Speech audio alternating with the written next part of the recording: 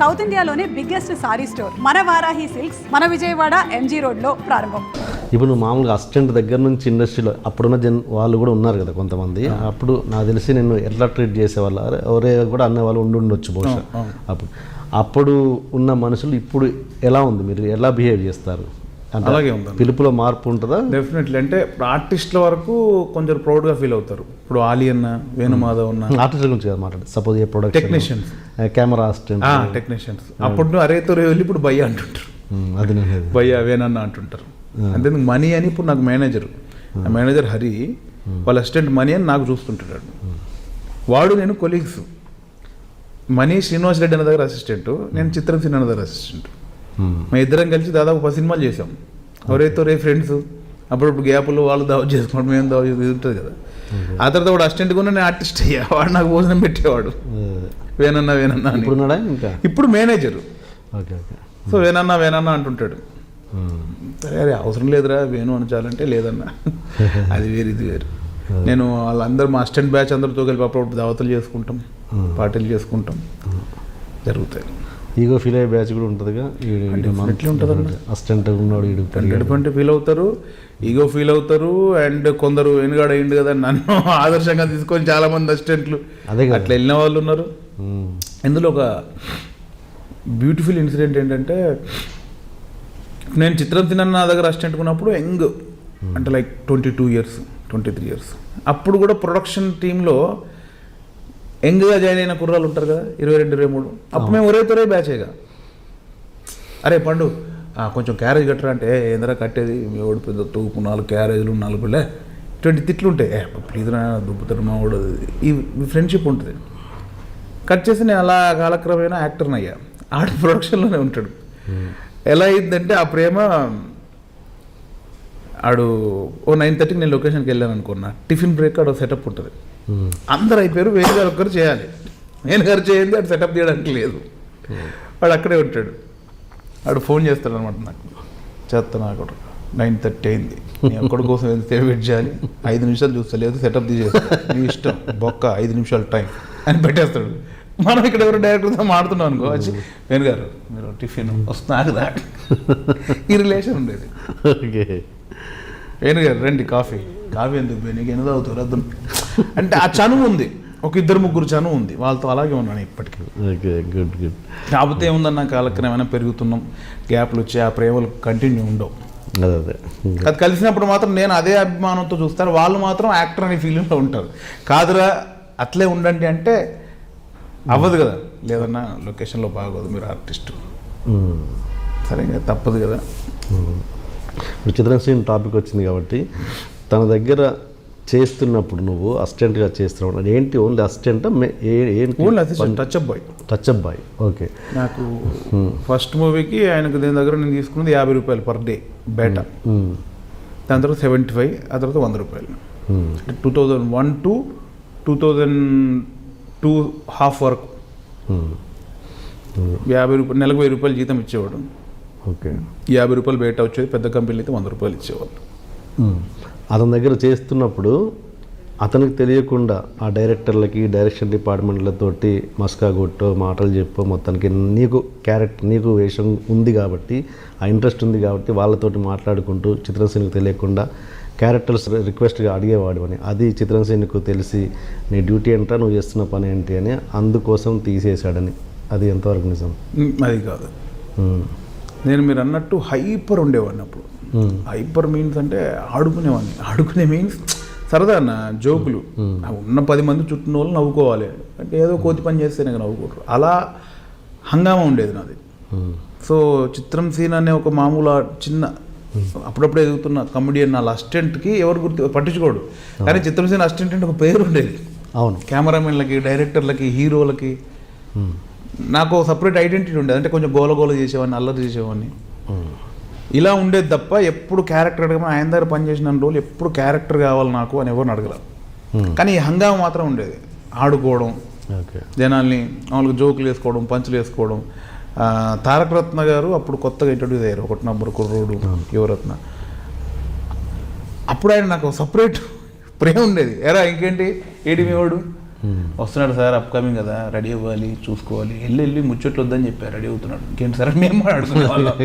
Cameraman అప్పుడప్పుడు phone చేయరా, ఎక్కడున్నావు, రారా, ఏం చేస్తున్నాడు, ఇంత చనువు ఉండేది. ఆ హైప్ ఉండేది తప్ప సీనన్న దగ్గర ఎప్పుడు ఈ మస్కా కొట్టి వేషాలు అడిగే అనేది ఇతనికి తెలియకుండా, ఇతనికి తెలియదు ప్రాసెస్ లేదు. ఆయన దగ్గర మానేసిన తర్వాతే ఎస్ నా టార్గెట్ ఇది, ఇంక ఇదే చేయాలి ఇక్కడ నుంచి ఫిక్స్ అయింది తప్ప. ఎందుకు అక్కడ మానేయాల్సి వచ్చింది? ఇప్పుడు ఎట్లా ఉంటుందంటే అన్న, బాగా ప్రేమలు ఉన్న చోట గొడవలు అవసరం లేదు విడిపోవడానికి. ఓకే, ఇప్పుడు మీరు నేను బాగా ఒకరినొకరిని బాగా డీప్గా అర్థం చేసుకున్నాం అనుకునే సిచ్యువేషన్లో మనం విడిపోవడానికి పెద్ద గొడవ అవసరం లేదు. ఓకే, ఏంట్రా అంటే చాలు, అది ఎక్కడో మనసుకు టచ్ అవుతుంది. ఓకే, అలాంటి ఒక చిన్న పాయింట్ జరిగింది ఎక్కడో. ఏదంటే వీళ్ళిద్దరూ సీనన్న రాజేష్ అన్న, సీనన్న రాజీవ్ కనకాల్ గారు తిరుపతిలో షూటింగ్ చేస్తున్నాం, విష్ణు షూటింగ్, విష్ణు అన్నది ఇంటర్వ్యూ. సో రాజీవ్ అన్నకును సీనన్నకి సెపరేట్ ఇచ్చారు. నేను డైలీ వడ్డిచ్చేవాళ్ళం, చేసేవాళ్ళం, రాజీవ్ అన్న అసిస్టెంట్ నేను. నెక్స్ట్ డే ఫ్రెండ్స్ బ్యాచ్ అందరు వచ్చారు. ఫస్ట్ డే మేము మా ఓనర్స్ వాళ్ళిద్దరు మేము పని చేసుకుంటున్నాం, వాళ్ళ దగ్గర ఉంటున్నాం, చేస్తున్నాం. నెక్స్ట్ డే ప్యాకప్ అవ్వగానే సరదాగా అందరు కూర్చొని చిట్ చాట్ అలా భోజనాలు కూర్చుంటారు కదా. ఫ్రెండ్స్ బ్యాచ్ అందరు వచ్చారు, ఇద్దరికి వడ్డించి మళ్ళీ 10 మందికి వడ్డించి, ఏంది అమ్మాయి వీళ్ళు వచ్చారు ఏంటి అంటే, అందులో వడ్డించాల్సిన అర్హత ఉండి మావోడి పక్కన కూర్చొని తినే అర్హత ఉన్నోడు కూర్చుంటే ప్రేమ వడ్డిస్తాం. ఎవరెవరో వచ్చి ఆర్డర్లు చేశారనమాట. ఏంద్రా ఇది వేడి దేపో బే అని ఎవరు అన్నారన్న, సంబంధం లేనాడు. మావోడే నన్ను అన్నాడు, రాజీవ్ అన్న అసలు అన్నాడు, నువ్వు ఎవడు రాబోయి. నెక్స్ట్ డే నేను అసలు ఎవరిని పట్టించుకోకుండా ప్యాకప్ అవ్వగానే వెళ్ళిపోయేవాడిని. ఓకే, సో రాజీవన్ అసిస్టెంట్ ఒక్కడే పాపం వాళ్ళందరికీ వడ్డించి చేసేవాడు. నాకు కోపం వచ్చేసింది, ఎవడరా నువ్వు నన్ను అనడానికి, మా ఆవిడే అన్నాడు, రాజీవన్ అన్నాడు. నిన్న ఒక సినిమా చేయగానే బెదిరించి చేస్తా, అది చిన్న తిట్టుకొని అసలు పిల్లలే ఇక మా ఆవిడ ఏమనుకున్నా పర్లేదు, ఆ బ్యాచ్ వస్తే నేను కిందికి రాననే అలిగి వెళ్ళిపోయాడు. అక్కడ సీనన్న కొంచెం హట్ అయ్యాడు. ఓకే, నా తోటి ఆర్టిస్ట్ అసిస్టెంట్ పనిచేసినప్పుడు నువ్వు చేయకపోతే ఏంటి అని హట్ అయ్యి నన్ను ఒక మాట అనలేదు, క్వశ్చన్ చేయలేదు. నెక్స్ట్ డే నుంచి చిన్న బాడీలో మీద తేడా వచ్చింది. ఓకే, సీనన్న దాంట్లో ఏదో అప్పటిదాకా ఉన్న చనువులో చిన్న వేరియేషన్ వస్తుంది కదా, చూశాను, నాకు అర్థమైపోయింది. సారీ అన్న, నేను చేయలేనన్న, క్షమించండి, నాకు కొంచెం ఇక ఎందుకురా ఏంటి కూడా ఆయన అడగలేదు, నేను చెప్పలేదు, సరేరా అన్నాడు, అయిపోయింది. అంటే నాకు సీనన్నకున్న రిలేషన్ ఏంటంటే, నాకు ఒక ఓన్ బ్రదర్.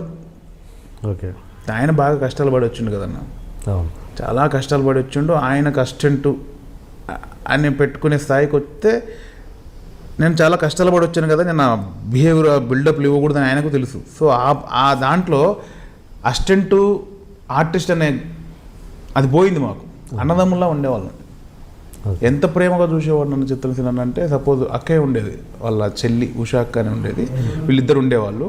నేను రేపు పొద్దున దోశలు వేస్తున్నారు అనుకో, సపోజు సీనన్న 2 తింటాడు, నాకు 2, వేణుగాడు వస్తున్నాడు అనుకో 10, నేను భోజన ప్రియుని గట్టిగా తింటాను. ఒక అసిస్టెంట్కి అంత లేదుగా ఆ రోజుల్లో. వీడు 10 తింటాడు సరేకి. సరే వాళ్ళిద్దరు ఫిష్ అనుకుంటున్నారు, సండే ఏం చేయాలని నేను అక్కడికి అనుకో, ఫిష్ చేయరా అని అంటాడు. నేను ఫిష్ తినను, ఆ వేణుగాడి కోసం 1/4 కిలో మటన్. అంటే చూడండి, ప్రేమ, అంత ప్రేమ ఉండేది, అంత ఓన్గా తీసుకునేవాళ్ళు. అండ్ నాకు 1000 రూపాయలు శాలరీ ఇచ్చేవాడు, బేటాలు వచ్చాయి. నేను ఒక 2 నెలలు శాలరీలు తీసుకునేవాడిని కాదు, 3 నెలలు ఒక 5,000 6,000 అడుక్కునేవాడిని. ఓకే, సో 6 నెలల జీతం వచ్చింది 3 నెలలకే, మళ్ళీ 3 నెలలకు మళ్ళీ 6,000 అడుక్కునేవాడిని. ఆయన అడిగేవాడు కాదు, చిన్న చనువు. నేను ఇవాళ ఒక 5,000 శాలరీ తీసుకున్నాను అనుకోండి, 5,000 శాలరీ తీసుకున్న నెక్స్ట్ డే కూడా ఒక 100 రూపాయలు కావాలనేవాడు. ఎందుకంటే సినిమాకి వెళ్ళాలి, లేదా బీరు తాగుదాం అనుకున్నాం ఫ్రెండ్స్తో. నిన్నే తీసుకున్నావు శాలరీ అంటే, అది ఇంటికి పంపించాను, నీ చెట్లకు వస్తున్నాయా, సరదాగా ఇచ్చాడు తమ్మునికి ఇచ్చినట్టు. సో అంత ప్రేమగా ఉన్నాం మేము. ఓకే, సో ఇప్పుడు లొకేషన్లో నేను కెమెరామెన్లతో హీరోలతో మాట్లాడుతుంటే ఎలా ఉంటుంది, ఆర్టిస్ట్కి ఏమనేవాడు కాదు. అదే నేను అప్పుడు అన్నయ్య శ్రీనివాస్ రెడ్డి అన్న చిత్రం సీనన్న పీక్ బిజీలో ఉన్నారు. అప్పుడు విపరీతమైన సినిమాలు, ఏదైనా సినిమా అన్న చెప్తాడు కదా ముందరే, పలానా సినిమా కంప్లీట్ అవుతున్నాం, మనం చెన్నై వెళ్ళాలి, అవుట్డోర్ వెళ్ళాలి అని. తీరా టైంకి వచ్చేసరికి ఏమన్నా చెన్నై వెళ్దాం అన్నావు కదా అంటే, లేదు అది క్యాన్సిల్ అయింది, డేట్ అడ్జస్ట్ కాలేదు. అట్టెట్ అడ్జస్ట్ కాదు, నీకు వాళ్ళకి అడ్జస్ట్ అవుతుంది, నీకు అడ్జస్ట్ అవుతుంది, నీకు కాన్సన్ట్రేషన్ లేదు. పడుచుకోవట్లేదు నువ్వు. పోనీ ఏంది పోనీ, నేను రివర్స్ ఎక్కేవాడిని, పోనీరా వచ్చేది వస్తుంది అనే సెటప్ ఆయనది. అంటే ఎంత చనువు ఉంటే నేను అంత వెళ్తానన్నా. అవునవును అవును. అటువంటి రిలేషన్ దగ్గర చిన్న వీరు పేద వచ్చేసరికి తట్టుకోలేకపోయాను. దాని తర్వాత మళ్ళీ ఒక 1 వీక్ తర్వాత ఫోన్ చేసి ఏడ్చేసి నేను ఎప్పటికైనా మీ దగ్గర ఉంటానన్నా, నేను ఎక్కడొచ్చినా నొచ్చుకున్నాను, ఇంకా నేను చేయలేను, నేను ఎప్పటికైనా ఎనీ టైం ఏ పని ఉన్నా నాకు కాల్ చేయండి, ఎప్పుడు నేను మీ అసిస్టెంట్ లాగా వచ్చి పని చేస్తాను, మీ దగ్గర మీకు పని చేయడం నాకు ఇష్టం, డబ్బు కోసం కాదు. ఎందుకంటే ఆయన చూపించిన ప్రేమ అటువంటిది. ఇప్పుడు సీనియర్ దగ్గర నేను ఎట్లా పని చేసేవాడిని అంటన్నా, ఓ ఆర్టిస్ట్ దగ్గర ఒక 100 రూపాయలు ఒక అసిస్టెంట్ పని చేసినట్టు చేయడం కాదు, ఆ కాన్సెప్ట్ లేదు నా. ఆ బాడీ నాది అని ఫీల్ అయ్యేవాడిని. ఆ ఫేస్ అందంగా ఉండాలి, అది నా ఫేస్, ఆ జుట్టు అందంగా ఉండాలి, అదేంటి ఆ ఫేస్ డల్లుగా ఉంది, కాసేపు మసాజ్ చేద్దాం, నేనే కాఫీ ఇచ్చేవాడిని, నేనే ఫుడ్ పెట్టేవాడిని. అరే క్యారేజ్ తీసుకురారంటే క్యారేజ్ ఎందుకన్నా, డైరెక్టర్తో మాట్లాడుకుంటూ కూర్చొని సరదాగా తినండి ఎందుకు అంటే నా బాడీ అనుకొని ఫీల్ అయ్యాను. అంతగా నేను ఇష్టపడి పని చేశాను, నేను పని చేసినట్టు కాదు, నాకు ఇష్టం సీన్ నాకు ఇప్పటికీ. అది అలా నొచ్చుకొని బయటకు వచ్చాం. దాని తర్వాత సీరియస్ డిసిషన్ తీసుకున్నాను, ఓన్లీ చేస్తా ఆర్టిస్ట్, ఇక తాడోపేడు అనడం. అప్పుడే తేజ గారిది జై ఆడిషన్ పడ్డం, నేను అప్లై చేసుకోవడం, దేవుడి దగ్గర రావడం, సెలెక్ట్ అవ్వడం జరిగింది. Okay okay. అంటే ఆడిషన్ వచ్చింది ఓకే. చిత్రం మన తేజ గారు నీకు క్యారెక్టర్ ఇవ్వడానికి రీజను చిత్రం శ్రీని మీద కోపమైన ఒకటి వర్షం, అవునా? అది నాకు తెలియదు, ఆ విషయమే తెలియదు. అంటే మీరు ఇప్పుడు ఈ పాయింట్ ఒకటి ఉందని ఇప్పుడు మీరు అడిగితే తెలిసింది నాకు. ఇప్పుడు సడన్గా డేట్ కావాలి జైకియో జై అయి ఉంటుంది, జైకి అయి ఉంటుంది బహుశా. ఆ డేట్ ఇవ్వలేదంట చిత్రం సీను, ఏది ఆనంద సినిమాకి అప్పుడు ఇంపార్టెన్స్ ఇచ్చి అటు అంటే మనం నువ్వు నేను సినిమా అప్పుడు జరిగిన ఇష్యూ, దీనికి కాదు. అవునా? కదా, సినిమా రిలీజ్ అయిన చాలా రోజులకి అది జై కాకపోవచ్చు. ఆ ఉద్దేశంలో నీకు నిన్ను స్టార్ను చేస్తాను అని ఒక మాట ఇచ్చి అటువంటిది ఏం లేదు లేదా? అతను అసలు అప్పటిదాకా తేజ గారు నాకు అసలు సంబంధమే లేదు. తేజ గారు అనేవారు ఉన్నారు కానీ నేను ఆయనకు తెలిసే ఎలా తెలుస్తుంది? మళ్ళీ వీళ్ళకి రిలేషన్ కూడా లేదు. అంటే ఆనందం తర్వాత ఈయన బిజీ అయిన తర్వాత తేజ గారి సినిమాలు ఈయన ఏం చేయలేదు. అదే అందుకే చేయలేదండి. లేదు అట్లేం లేదు. ఆనందంకి ఇచ్చాడు డేట్స్. జయం ముందు నిజం అన్న, నిజంకి ఈయన క్యారెక్టర్ లేదు, దాని ముందు జయం అందులో లేదు, అందులో అంతా కొత్త వాళ్ళే. సో ఇంకా నీకు ఎక్కడుంది స్వరంతో క్లాష్ ఏం లేదు. ఓకే. ఇంకోటి అంటే ఇప్పుడు అసిస్టెంట్గా చిత్రసీన్ దగ్గర చేసావు కదా, ఇప్పుడు ఏమంటారు ఓడు బండ్లు ఓడడం అనేది ఇండస్ట్రీలో కామను. అలాగే అతను ఇప్పుడు అనుకున్నంత బిజీ అయితే లేడు చిత్రసీన్ అనేది వాస్తవం. నువ్వు ఒక స్టార్ కమెడియన్ లాగా ఆల్మోస్ట్ అయిపోయావు. ఇప్పుడు అంటే నీ బాధ్యతగా చిత్రసీన్కు నీవంతగా ఏమన్నా చేస్తుంటావా హెల్ప్? నేను చేస్తున్నాను, మా బ్యాచ్ అంతా చేస్తుంటుంది. ఎట్లా అంటే ఇప్పుడు నాకు మొన్న ఏదో సినిమా వచ్చింది కుదరలా, ఎవరు పెడితే బాగుంటుంది చూడాలి అంటే సీనన్న బాగుంటాడు అని నేనే కాదు, దండరాజ్ చెప్తాడు, తాగుబోతు రమేష్ చెప్తాడు, చంద్రరాజ్ చెప్తాడు. సీనన్న అందరికి ప్రేమ అన్నాను. ఎందుకంటే ఫస్ట్ నుంచి మా బ్యాచ్ అందరికీ ఆయన పీక్లో ఉన్నప్పుడు కూడా ప్రేమగా ఉండేవాడు, అందరితో యాటిట్యూడ్లు ఎవ్వరూ చూపించలే, అందరిని ప్రేమగా చూశాడు. అంటే తాగుబోతు రమేష్ కూడా చాన్నాళ్ళు సీనన్నతో తిరిగాడు. అంటే ఇట్లా ఫ్యామిలీ పనులు ఉంటే ఫ్యామిలీని కార్లో తీసుకెళ్ళడం అట్లా. సో మా బ్యాచ్ మొత్తం నేనే కాదు, సీనన్నగా బ్రదర్లా చూస్తాం. ఆయన కూడా జెన్యున్గా పరిస్థితి ఇదిరా ఏదైనా ఉంటే చెప్పండి అని జెన్యున్గా అడుగుతాడు. సో నేను చెప్తాను, ధనరాజ్ చెప్తాడు, చంద్ర చెప్తాడు. బయట ఏమన్నా ఈవెంట్స్ ఉన్నా కూడా సీనన్న కావాలని తీసుకెళ్తాం.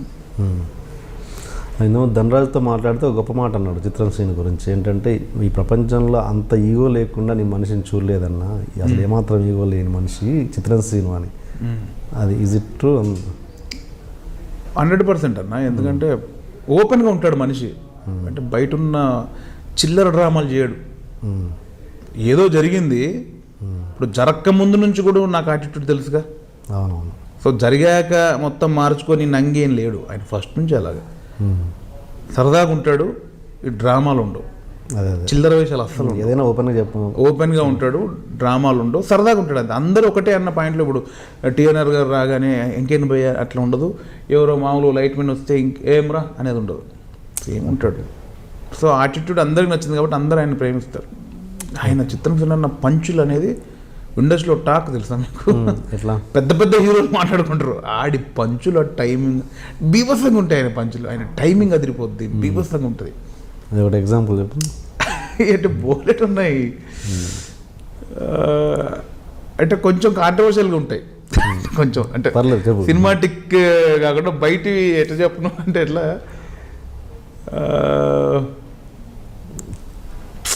సపోజు ఎప్పుడో వైజాగ్ వెళ్తున్నాము, నేను ఆయన మారుతి గారు సప్తగిరి గారు వచ్చారు. సప్తగిరి అన్న సప్తగిరి అన్న మాట్లాడాడు. ఏంటి రైట్ వచ్చావని సప్తగిరిని అడిగాడు సీన్ అన్న. సప్తగిరి అన్న ఇట్లా షూటింగ్ వచ్చానన్న అని ఆయన అన్నాడు.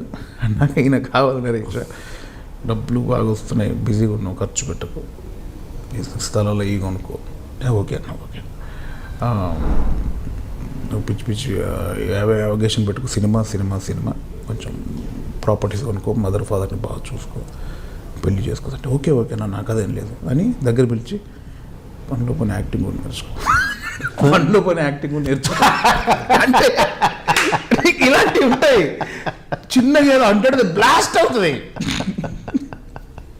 ఇట్లాంటి కొన్ని కోకోళ్ళలు చిన్న చిప్పంటే ఏమన్నా నువ్వు అనే సెటప్కి వెళ్ళింది పెద్ద పెద్ద వాళ్ళకే. అది అలా ఇలాంటి కొన్ని వందల కోకోళ్ళలు సీన్ అన్నవి. ఆయన పడితే మళ్ళీ దిమ్మ తిరిగి మైండ్ బ్లాక్ అయ్యి గుయ్యని సౌండ్ వస్తుంది చూడండి, అలా ఉంటుంది ఆయన పంచ్. ఇలాంటి కొన్ని వందలు అంటే నేను చాలా తక్కువ నేను చెప్పా. ఇలాంటి పీక్లో ఉంటే ఎలా ఉంటుంది, ఇంకా దొర్లి పడాలి అలా ఉంటుంది. ఏమన్నాడు దానికి సప్తగిరి? ఏమంటారు, గొల్లుమని నవ్వుతాం కదన్నా, గొల్లుమని నవ్వుతాం. ఇప్పుడు తప్పు నేను చెప్తాను అనుకో అన్న, ఇట్లా నామినేట్ అయినా మొన్న సినిమాకి నేను మా టీవీలో బ్రహ్మానందం గారు, రఘుబాబు అన్న, సునీల్ అన్న, వేణు, నేనే నామినేట్ అయినా అని చెప్తే ఏ కేటగిరీ రా అన్నాడు. నేను ఉన్నదే కామెడీ కేటగిరీ. ఏ కేటగిరీ అంటే అదేంటన్నా అంటే కామెడీ కామెడీ అదేలా ఇలాంటివి ఉంటాయి అన్నమాట. సో అట్లా అందరికి ఇష్టం. సో అందుకే చెప్పాను కదండి, మీరు అడగకుందే చెప్పాను. చంద్ర అయినా, నేనైనా, రమేష్ అయినా అందరూ ఆయన ప్రేమిస్తాం. ఆయనకు కొంచెం ఇబ్బందులు ఉన్నాయని మేము ఓపెన్గా ఆయనే చెప్తాడు కాబట్టి అందరం మా బాధ్యతగా చేస్తాం. బాధ్యత కాదు, ప్రేమగా చేస్తాం, బాధ్యత కూడా కాదు. అది సీన్ అన్న ఎప్పుడైనా అక్కడ ఉండాలని. And definitely one fine day మళ్ళీ బ్యాక్ టు ద పెవిలియన్ అవుతాడు ఆయన, అంతే. ఇప్పుడు బాగా చేస్తున్నాడు అన్న, ఇప్పుడు కొంచెం చెడు చేస్తున్నాడు. మొన్న రాజా ది గ్రేట్ మంచి హిట్ పడింది, ఇప్పుడు మంచి సినిమాలు కూడా చేస్తున్నాడు. ఇప్పుడు సపోజ్ ఏమంటారు, మనం ఎక్కడి నుంచి వచ్చామన్నది మర్చిపోవద్దు అంటాం కదా. నువ్వు ఎక్కడి నుంచి వచ్చావు కదా, ఏమన్నా సపోజ్ ఇప్పుడు ఈ టైంలో కూడా ఎప్పుడన్నా పొరపాటు ఆయన బ్యాగ్ పట్టుకోవడానికి రెడీ అను? ఈ టైం కదా, ఆఫ్టర్ 10 years నేను అగ్రిమెంట్ మీద సంతకం పెడతా. నేను చెప్పాను కదా, నా చిత్రం సినిమా నేను పని చేస్తున్నాను ఫీల్ అవును, నా బాడీ అది ఫీల్ అవుతా. ఎప్పటికైనా షూటింగ్లో ఇట్లా మసాజ్ చేస్తుంటా, నేను ఒళ్ళు పడుతుంటా, వద్దురా అంటుంటా. నాకు ఇష్టం ఆయన అంటే, ఎందుకంటే నేను ఆ తమ్ముళ్ళలా చూసుకున్నాడు. ఆ టైంలో అలా చూసుకునే వ్యక్తులు దొరకరు.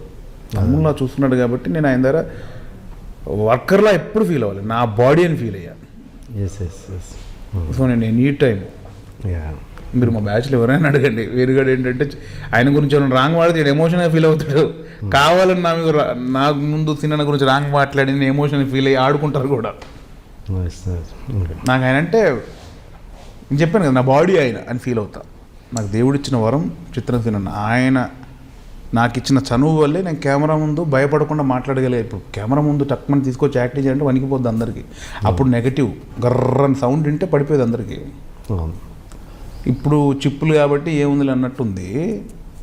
నేను ఇంట్రడ్యూస్ అయిన 2003-04 టైంలో మీకు తెలిసిందే, నెగటివ్ గర్రని సౌండ్ ఒక్కొక్కటి పడిపోయేది. అటువంటి నేను ఫస్ట్ డేనే నాకు తేజ గారు పెద్ద సీను 5-6 పారాగ్రాఫ్లో డైలాగ్ చెప్పేశా. ఫస్ట్ డేనే భరణి గారి కాంబినేషన్లో టప చెప్పేసుకుంటూ వెళ్ళిపోయాలి. అంత ధైర్యము దమ్ము నాకు ఈయన వల్లే వచ్చింది కదా. ఈయన ఏమరా పెట్ అంటే అలాగే ఎక్కడో మూలకుండేవాళ్ళం. నాకు ఆయన ఓపెన్ ఇచ్చాడు కాబట్టి మీతో మాట్లాడగలిగా, కెమెరామెన్ గారితో మాట్లాడగలిగా, అప్లోడ్ కెమెరామెన్తో మాట్లాడా, కెమెరా ముందు అటు తిరిగా, ఆ సీన్ నాకు టచ్అప్ చేసుకుంటూ కెమెరా ముందు లోడి పంచులు వేసా. సో నా కెమెరాని భయం పోయింది. నేను యాక్టింగ్ ఎక్కడ నేర్చుకోలేదు, ఈయనతో అలా చనువు ఉండడం వల్లే ఓ యాక్టర్ ఎంతవరకు చేయాలి, ఓ ఈ టైమింగ్ ఎలా ఉంటుంది, ఈ పంచ్ ఎలా ఉంటుంది, ఓ ఇలా మాట్లాడాలా, ఇలా వాయిస్ రేజ్ చేయాలా, ఇలా ఉండాలా అని అక్కడ తెలుసుకున్నాను. నాకు యాక్టింగ్ స్కూల్ అంటే నేను యాక్టింగ్ నేర్చుకుంది చిత్రం సినిమా దగ్గర పనిచేసిన రోజుల్లో నేను యాక్టింగ్ నేర్చేసుకున్నాను. మీరు చాలా అబ్జర్వ్ చేస్తే నాకు జై సినిమాలో ఒక ఎక్స్ప్రెషన్ బాగా పేరు వచ్చింది. ఏంటి చూడలేదు. ఏది నేను అందులో హీరోయిన్ పేరు ఫరా. అవును. నేను ఫా రాదు నాకు, పరా పరా అంటుంటా. పక్కన గీతా సింగ్ ఉంటుంది. నేను పరా అంటే అరే ఒత్తు అంటుంది. అంటే ఏంది వద్దాల్సింది ఇది ఏంది అని ఒకటి ఉంటుంది. అన్నప్పుడు నేను ఇలా ఉంటా, ఒత్తు అనగా ఇలా ఉంటా, ఏంది వద్దాల్సింది అంట. ఇది సీన్ అన్న ఎక్స్ప్రెషన్. నాకు అప్పుడు బాగా పేరు వచ్చింది. ఇది సీన్ అన్నది ఇలా ఉండే అంటుంటాడు. అది ఆయనదే. సో నేను ఒక ఇంటర్వ్యూలో కూడా చెప్పా, మీరు ఎవరు ఇన్స్పిరేషన్ ఎక్కడ నేర్చుకున్నారంటే, నాకు తెలిసి బ్రహ్మానందం గారు, ఆలీ గారు, వేణుమాధవ్ గారు, రఘుబాబు అన్న, సీన్ అన్న, శ్రీనివాస్ రెడ్డి అన్న, వీళ్ళందరినీ చూసి నేర్చుకుని వాళ్ళని అన్నీ కలిపి మేము చేయడం తప్ప కొత్తగా ఎక్స్ప్రెషన్ కనిపెట్టిన వాళ్ళు ఎవరు లేరు మా బ్యాచ్లో అని నా అభిప్రాయం. అదే వీళ్ళందరిది ఇదే. ఇప్పుడు ఏదన్నా మంచి ఓ ఆహా ఓరిని అని ఒక ఎక్స్ప్రెషన్ ఉంది అనుకో, టక్మని బ్రహ్మానందం గారు వస్తారు ఎవరికైనా, లేదా ఆలయన్న వస్తారు, ఆయనే వస్తుంది. ఇది దాటి ఎవరన్నా ఇది కాదు అని అంటే కొత్తవి వస్తాయి. నా అభిప్రాయం అది. ఇది జెన్యూన్. వాళ్ళు చూసి చేసి మేము చేస్తాం తప్ప కొత్తగా ఏం లేదు అనేది నా ఫీలింగ్. కొత్తగా కూడా కొందరు అడుగుతారు, దానికోసం కొత్త చేసే అవకాశం ఉంది, కానీ ఎక్కడో 10%. And for more videos, please subscribe to iDream. Please subscribe to iDream. Please subscribe iDream. And please subscribe to iDream. For more videos, subscribe to iDream. please like, share and subscribe to the channel. Congratulations, iDream. Subscribe to iDream. Subscribe to iDream. So subscribe to iDream Media. iDream team andarki huge congratulations. Please subscribe iDream Media. Please subscribe to iDream. Subscribe iDream. Please subscribe to iDream. iDream అంటే నా కళల ఛానల్ను subscribe చేసుకున్న నోరు తిరుగుతలేదు, మీరైతే గంట గుర్తు కొట్టండి. For more such videos, please subscribe to iDream. Subscribe to iDream. Please subscribe to iDream. Please subscribe iDream Media. Please do subscribe to iDream. Please subscribe to iDream Media. For best entertainment and information, please subscribe iDream. And don't forget to subscribe to iDream.